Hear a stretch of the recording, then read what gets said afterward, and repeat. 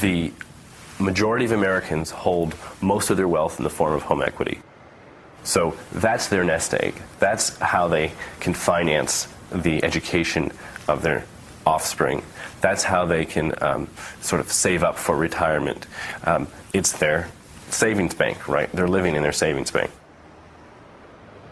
My family, like a lot of families, was in Detroit struggling to buy a house. You had a dual housing market, one white, one black. A housing market with one with a lot of demand, another housing market with very little demand.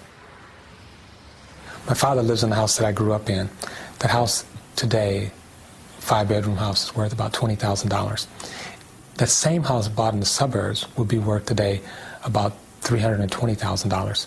So whites moving to the suburb were being subsidized in the accumulation of wealth, while blacks were being divested.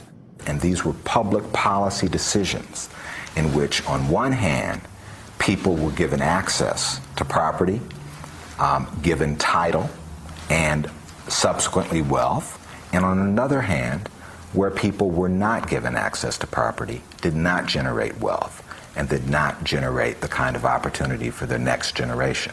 So if you can get a government loan and with your GI Bill, your newly earned college degree, and buy a house in an all-white area that then appreciates in value, that then you can pass on to your children, then you're passing on wealth that has all been made more available to you as a consequence of racist policies and practices. To the child of that parent, it looks like my father worked hard, bought a house, passed his wealth on to me, made it possible for me to go to school, mortgage that house so I could have, you know, a relatively debt-free college experience and finance my college education. How come your father didn't do that? You know, well, there's some good reasons why maybe your father had a harder time doing it if you're African American or Latino or Native American.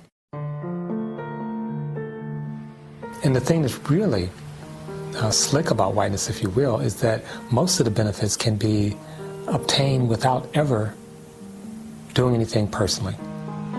For whites, they're getting the spoils of a racist system, even if they're not personally racist.